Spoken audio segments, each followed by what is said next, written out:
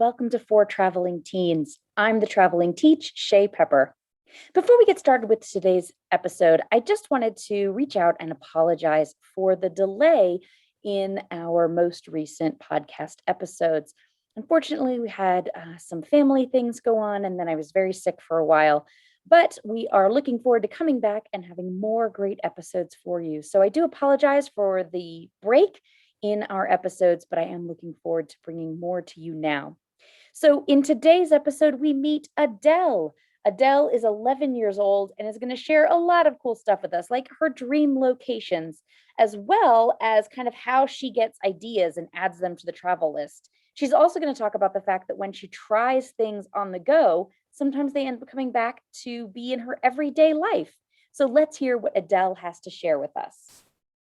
Hello, and welcome to this episode of For Traveling Teens. I have Adele with me today. Hello, Adele. Hi. Hi, can you introduce yourself to our listeners? I'm Adele. I'm 11 years old and I live in the US. Awesome. So, Adele, why do you like to travel? I like to see how people live their everyday lives, and it's just cool to see other places and eat. I love to try new foods. I love to try new foods too. We're going to talk more about being an adventurous eater a little bit later on in the podcast. So I'm so excited to hear more of your stories and the things you like to try. What is your favorite way to get where you like to go? Do you like boat, car, RV, plane? I like to take a plane to the destination, but then it's easy to travel by car, so you can make stops and see the things you want to see, which you can't do from a plane. That is very true. But the difference is it takes a lot longer by car. So you get there a lot faster by plane for sure. So what is it that you love about car travel? You said you like to have all the stops and things. Yeah. What's it like on a road trip with you and your family? Well, I like to look out the window too. If you're in the country, there's some beautiful scenery, and it just if you're going on a road trip, it's like a long road trip. It's just a better experience being on a plane. I feel like. For sure, I agree. And we're on a 5-year, 50-state road trip, so we're all about the road trips for sure. So, how many states, countries, and other places have you been to? I've been to I think 21 states, and I've been to Canada and France, the two other countries, but I can't name all the states because there's so many. I can appreciate that for sure. We've just now hit about 25 states or so. So for a while, I had been to more countries than I had been to states, but now that's kind of switching over. So you've been to lots of different states. I cannot wait to hear some of these stories. Why do you think it's important for tweens and teens to travel away from their home area? Yeah, well, it's all about having fun, but you also need to. It's new experiences. For example, I tried horseback riding in Colorado, and now I take riding lessons. Oh, that's awesome. So you got to try something new while you were traveling, and it's brought it back home to your everyday life. You may not like everything. I've tried food that I don't like. Had experiences I don't like, but you'll like a lot of things if you travel. So what is your biggest travel dream? Where do you most want to go, see, or do? I probably would like to go to Vietnam someday, and if I want to go somewhere in my country, I would like to go to Boston because we learned about it in history class this year. Awesome. So Vietnam to go international, Boston, Massachusetts for within the US. Yeah. What draws you to Vietnam? I know someone who went there, and they said it was really cool, and they showed me pictures and stuff, and it just sounds like a unique experience too. Yeah, I have not been to Vietnam, but I did a project on it when I was younger, and I've always wanted to go there. So that is very exciting. And then Boston, you said you learned about in history class? Yeah, because we're learning about the American Revolution and stuff, and that includes a lot about Boston. So I would like to see some of that. Well, Boston is very cool. I spent a weekend or two there, and my husband, Steven, is English, so he loves tea, and I don't drink tea. And we have a regular kind of joke around the 4th of July and things like that. And so when I went to Boston, I went to the Boston Tea Party Museum where you learn all about it, and they serve you tea at the end. And I kept all of my tea that they served me, and I poured it in the harbor afterwards because I was like, ha, Steven, I'm having my own Boston Tea Party. So, and I sent him the pictures. um, so definitely have some fun at the Boston Tea Party Museum. It's quite cool. All right, so now that we're kind of talking about trips and kind of planning trips and going on trips, how much input do you have or do you like to have when your family or school is planning a trip? I definitely like to have input on restaurants and also the places I see. That's I don't need to plan like all of it or have input on every single detail, but I definitely like to have input. Mm-hmm. So when you guys go somewhere, do your parents like pick where you're going to go and then you give ideas of what you'd like to do there, or do you get to give some suggestions of places you'd like Yeah. to go? Well, I've definitely given suggestions. Like for example, if I see something on, like, if I watch, for example, if I watch a TV show about food and I see a restaurant and I'm like, oh, that's where we're going next summer, and I might be like, oh, I might ask my parents, can we go there because it sounds really good. Cool. That sounds awesome. So when And you, oh, go ahead. I have one more thing, No, go ahead. and I like we're going to Mexico in June, and I actually asked I was like my parents if we could go there because it sounds really cool, and I've never been there. Awesome. And now you're going to get to go in June? Mm-hmm. Oh, so exciting. Oh, I'm so glad everything's opening back up and travel's becoming better for everyone again. So you're getting ready to go to Mexico. What are your must-haves when you pack for a trip? Like besides like, your clothes and your shoes and stuff, what are your must-haves when you pack?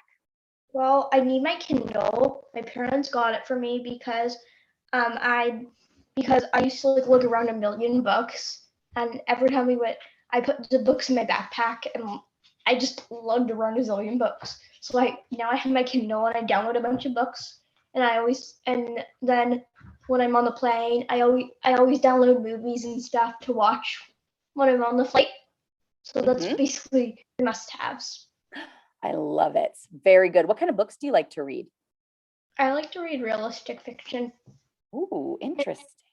Yeah, and like weird but true books and ghost stories. Ooh, very cool. So what are you reading right now? I'm kind of stuck. Sometimes I just like read books and I like I'm just like rereading a book right now and I'm not even sure if I'm gonna finish it because I've read it a million times. What book are you rereading?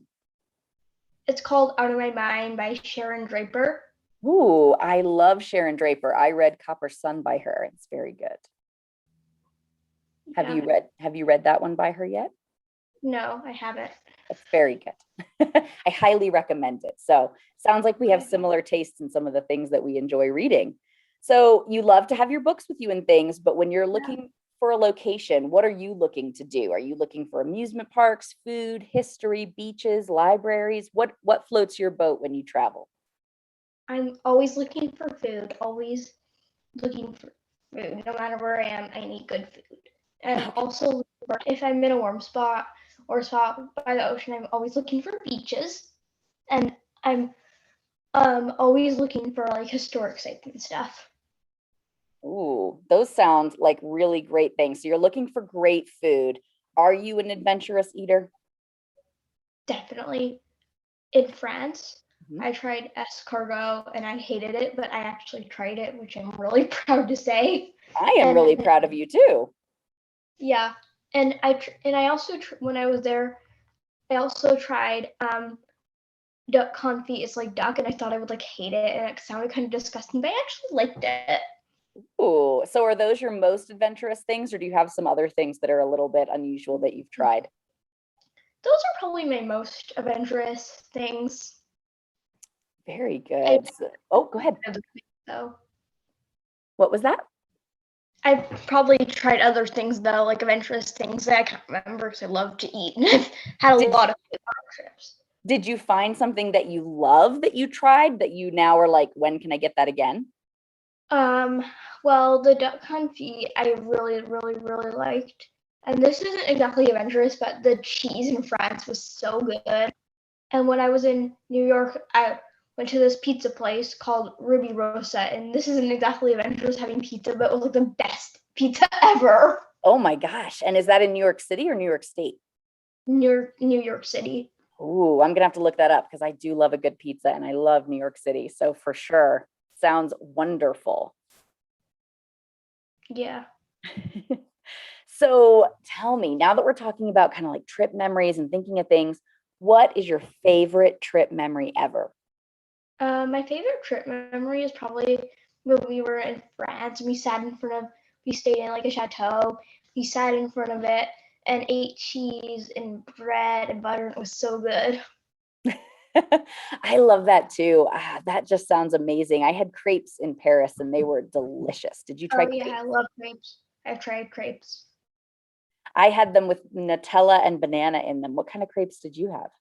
I think I've had Nutella crepes, and also in France, I went to the top of the Eiffel Tower in Paris, and that was really cool. Oh, you are braver than I. I went halfway up. I was too scared to go all the way up to the top. So what was Yeah, it like at the very top? the view was pretty. I remember just being like, I'm at the top of the Eiffel Tower. Right? You're just like Hmm. mind blown. Uh-huh. Did you see it at nighttime when it's all lit up and sparkly? I can't remember, but I probably did.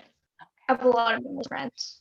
Yeah, it's very, very beautiful. So it's my favorite, I think, is actually at night when it's all sparkly and pretty. Oh, and I forgot to say, I've also been to the UK. Oh, you have? Okay. Where have you been to in the UK? Just London. We went there for like one day after, Oh, on just London. friends. Yeah.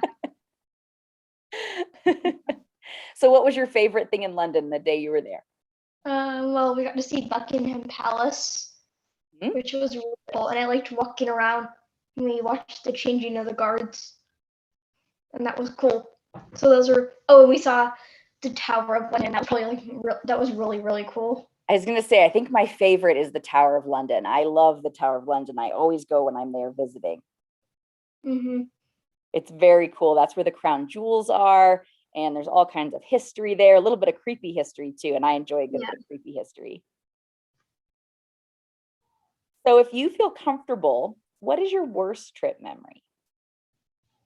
Um, Probably when we were at Versailles, this like huge palace in France, and we were and that it itself was really fun.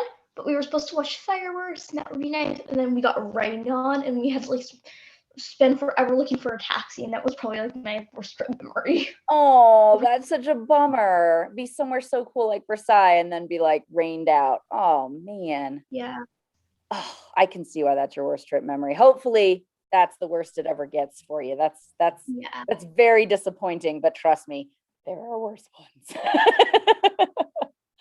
So, Adele, do you have any other funny or interesting stories that maybe aren't your best or your worst that you'd like to share with me?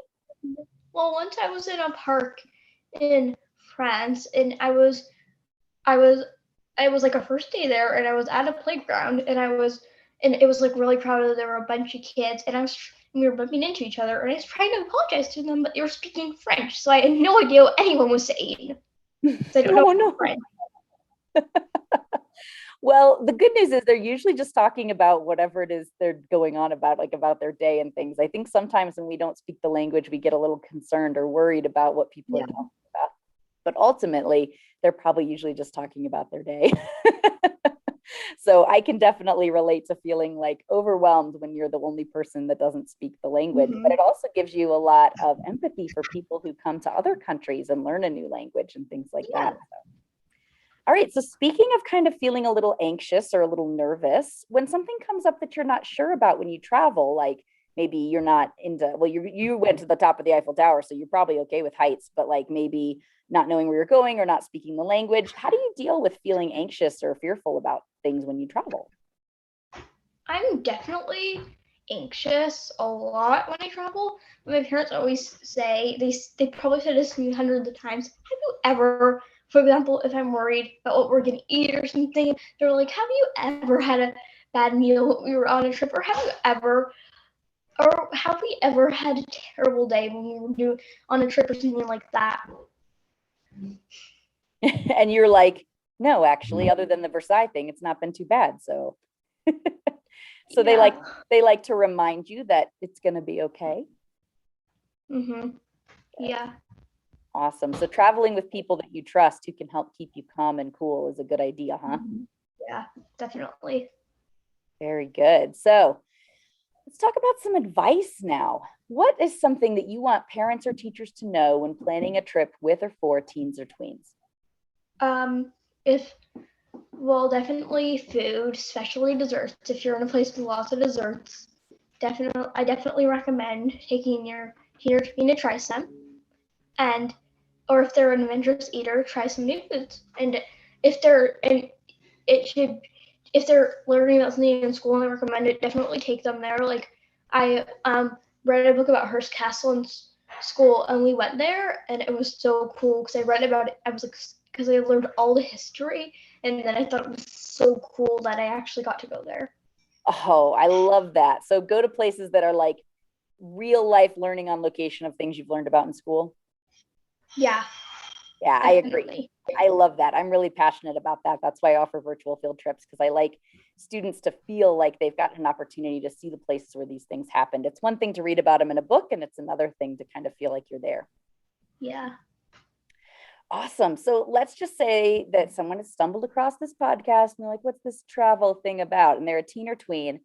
What would you say if they're not too sure if travel is for them? What's your advice?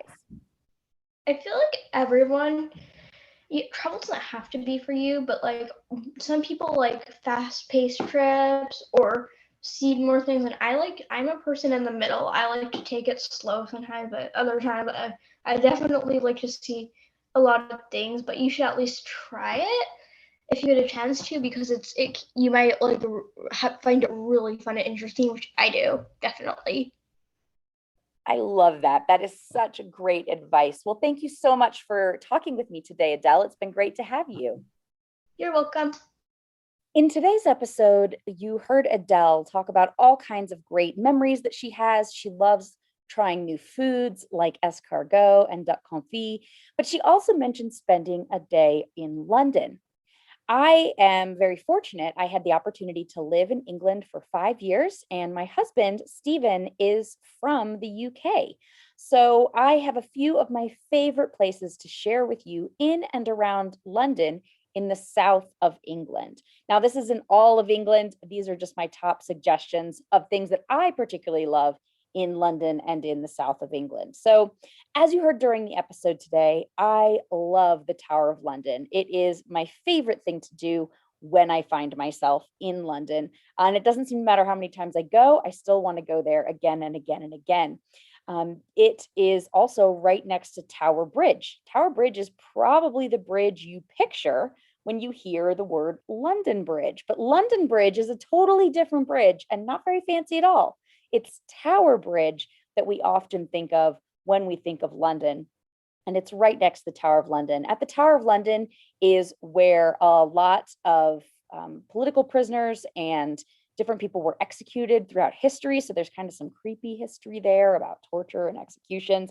There is also the crown jewels and a lot of other really interesting stories and tidbits of historical information. So I highly recommend a trip to the Tower of London. You also might have heard about how Adele went to Buckingham Palace, and you can watch the changing of the guards there. I had an opportunity to go into Buckingham Palace on a tour when they were showing the Queen's dresses from her history, kind of throughout visiting the Commonwealth and all of these different dresses throughout the Commonwealth. So that was a really neat experience. And then I had like a little cake at the end and at the cafe, and they have like a little gold leaf stamp of the crown on it, and it was a lot of fun to get to see inside the palace. Another thing that I would recommend is the London Eye. Now, you heard me mention a couple of times in this episode that I don't really like heights, and the first time I went on the London Eye, it was just the worst. I was so nervous. All the pictures of me have me sitting there kind of with like white knuckles and being super nervous. But the London Eye is kind of like a giant Ferris wheel, except that you're in these big glass pods. And Honestly, it's one of the best ways to see as far as you can in London because there are rules about how tall the buildings are allowed to be. So you can get a really great view over the Thames. And it's right across from Big Ben and the Houses of Parliament, which are always something cool and fun to see. I definitely recommend stopping into the Museum of Natural History. Lots of really cool things there as well. And it's definitely worth kind of waiting in line and finding yourself there. The other neat thing is that most of, if not almost all of the museums in London are free, which is so great.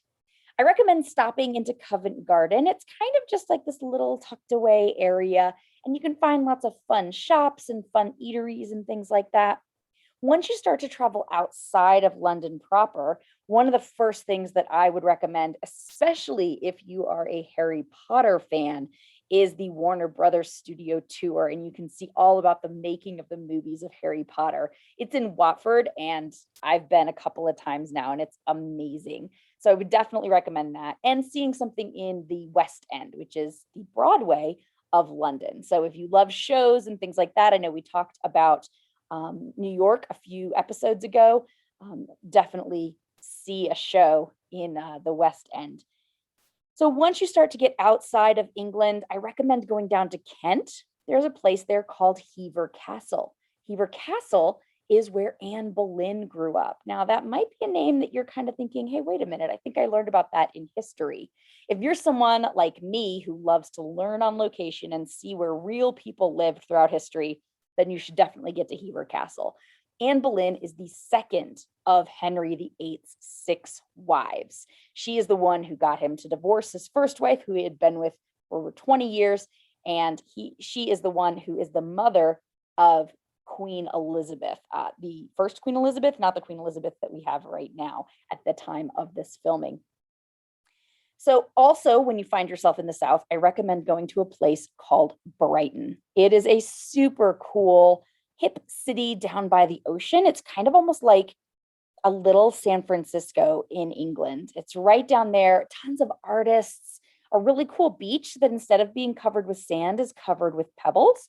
Also has a pier that you can go on and play arcade games and ride a few different rides, and then tons of fun shops and fun places to eat. The final place that I would recommend if you're kind of in and around the area of London and South England is Bath. Bath is this really neat town where it's founded on this idea of these Roman baths. So there are these hot springs that people used to sit in and spend their time relaxing and things like that. And they still have them to this day. We went to a place called Thermae Spa when we were there, and it's the hot springs that are underneath the city of Bath, but you can go on their top floor. And so you're able to like overlook the whole city of Bath in this hot spring bath. It's really neat. It's like a hot tub, but on the roof of the building. It's very cool. You can also do a hop on, hop off bus tour as a great way to see as much of Bath as possible. That's what we did. Now, we're not usually big bus tour fans, but the red hop on, hop off bus in Bath was perfect to see as much as we could in the short period of time we were there. It'll take you through the Royal Crescent. When you picture England, you probably picture sometimes these row houses, and the Royal Crescent is a great example of that. A place to make sure that you eat while you are in Bath is a place called Sally Lund's Buns. And it's basically these bread rolls that are as big as your face. And that's not an exaggeration. And you can get them savory and you can get them sweet. So when I went, I got one that was like kind of turkey and brie and cranberry. And then for like lunch, and then for dessert, I got one that was clotted cream and jam. So delicious. While you're in the area of Bath, I recommend going to a place called Longleat. It's an old historic house with massive grounds, including a safari park. And it is incredible. The safari park is really cool. The house is super interesting, especially if you love learning more about kind of old historic homes in England. They even have a hedge maze that you can kind of get lost in. It's a ton of fun. You definitely should go to Longleat. And finally, the other place that's nearby Bath that I would recommend is Stonehenge. Now, everybody's kind of mixed on Stonehenge, whether or not it's worth a stop or not. We just drove by. We didn't actually stop and see it up close. But if you are passionate about history, it's a great way to kind of pull in and stop and have a look at Stonehenge and see kind of more about ancient history in England. So there's just a few of my tips if you find yourself in London or in the south of England. There will be more, I'm sure, over time to come from the UK. We've already talked about Ireland before, but I will make sure that we share even more ideas with you in the future. Remember, if you've enjoyed this podcast, please consider leaving a review wherever you're listening. And if you are a teen or tween, I am so interested in hearing your stories. So please make sure that you reach out at thetravelingteach.com/contact to share your stories with me. We'll have an interview for an episode and we'll just have a great time. So I look forward to hearing from you. I'm Shae Pepper, the Traveling Teach. At the time of this recording, I'm on a 5-year, 50-state road trip around the US, although with COVID, it's going to end up being 6 or 7 years. Darn you, COVID. But I travel full time with my husband, Stephen, and our dog, Truffles. I'm a professional youth worker and online educator. I'm passionate about learning on location and want to bring that experience to as many young people as possible through my virtual field trips. To learn more about my travels and online classes, go to thetravelingteach.com. To follow Truffles' travels, our trip from her perspective, which I am sure is infinitely more interesting to most of you than I am, go to @TrufflesTravelsUS on Instagram. To be a guest, tween, or teen on the podcast, just reach out at thetravelingteach.com/contact. This has been an episode of For Traveling Teens, a podcast for teens and tweens who love travel, whether they're actively traveling or just dreaming.